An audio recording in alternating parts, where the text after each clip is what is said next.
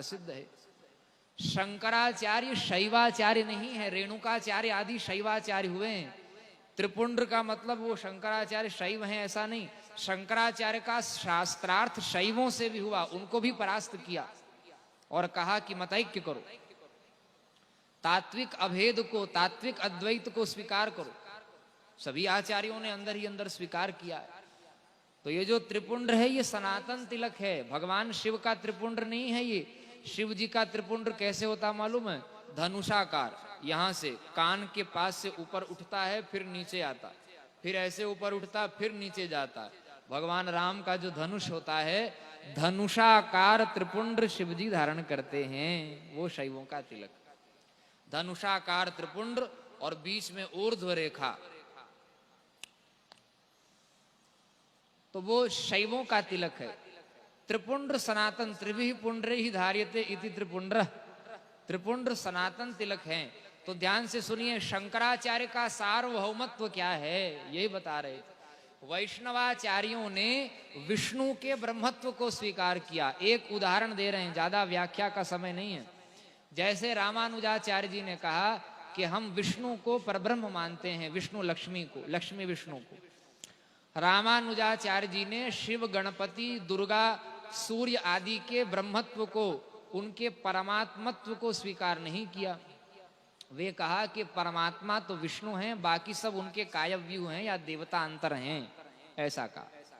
जबकि वेदों ने सदैव सौम्यदमग्रासीदेकमेवा द्वितीयम शांतम शिवमद्वैतम चतुर्थम मन्यन्ते स आत्मा स विज्ञेयः इत्यादि मंत्रों में वेदों ने शिव को परब्रह्म कहा।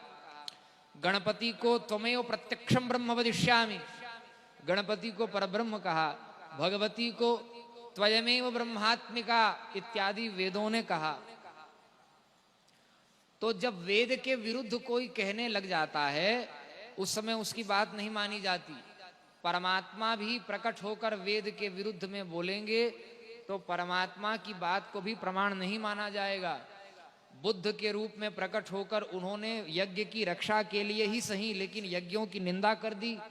तो वैदिक आचार्यों ने बुद्ध को तो भगवान मानकर प्रणाम किया, लेकिन बुद्ध की बात को नहीं माना, शंकराचार्य ने उनका खंडन कर दिया।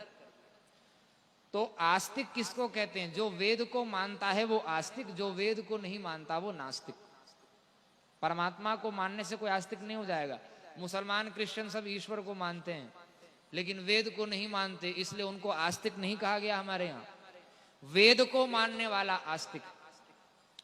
तो वेद ने जब पांचों को ब्रह्म कहा, आदित्यं गणनाथं च देवीं रुद्रं च केशवं पंचदैवतमित्युक्त सर्वकर्मसु पूजयेत्, जब वेद ने इन पांचों को ब्रह्म कहा तो वैष्णवाचार्य, शैवाचार्य, वो अलग अलग आचार्यों ने कहा कि विष्णु ही ब्रह्म है, शिव ही ब्रह्म है, दुर्गा ही ब्रह्म है और गणपति ही ब्रह्म है, सूर्य ही ब्रह्म है। ये बात ठीक है, ये अनन्यता की सिद्धि के लिए। बहुत सूक्ष्म बात बता रहे हैं, ध्यान से सुनिए। टांगे में जो घोड़ा लगा होता है ना, घोड़ा टांगे की गाड़ी होती है, उसमें ऐसे पट्टा लगा देते हैं दोनों तरफ आंख के। क्यों लगा देते हैं? ताकि वो घोड़ा जो है वो सामने देखे, इधर उधर नहीं तो बार बार घोड़ा इधर मुड़ेगा, बार बार लगाम लगाना पड़ेगा, कसना पड़ेगा उसको, फिर मार्ग में लाना पड़ेगा, फिर मार्ग में लाना पड़ेगा। बारंबार दिग्भ्रम उत्पन्न न हो, विभ्रम उत्पन्न न हो, इसीलिए एक मार्ग दिखा दिया गया और कहा कि भाई इस मार्ग में आप चलिए। इसको कहते हैं अनन्यता की रक्षा के लिए। वेद व्यास जी ने वैष्णव, भागवत पुराण, विष्णु पुराण, नृसिंह पुराण आदि में विष्णु तत्व को परब्रह्म कहा और देवी आदि पुराणों में देवी तत्व को, शिव आदि पुराणों में शिव को। परब्रह्म तो है ही, जब तात्विक अभेद है तो सब परब्रह्म है। लेकिन एक एक पुराण में एक एक के ब्रह्म को विशेष रूप से क्यों ख्यापित किया? पांचों को ब्रह्म के रूप में मानते हुए भी तत्त देवता के पुराण में उनको सर्वोच्च, बाकी चार को उनका अनुगत बता दिया।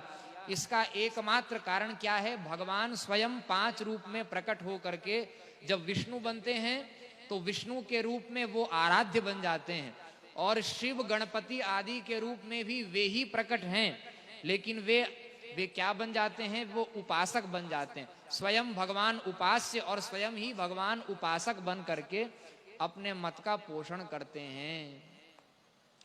तो अनन्यता की रक्षा के लिए अलग अलग पुराण हैं, अनन्यता की रक्षा के लिए अलग अलग संप्रदाय हैं, लेकिन शंकराचार्य कौन है? शंकराचार्य सार्वभौमाचार्य हैं। वो पांचों को परब्रह्म के रूप में जानने, मानने और ख्यापित करने वाले, इसलिए शंकराचार्य सार्वभौम आचार्य हैं।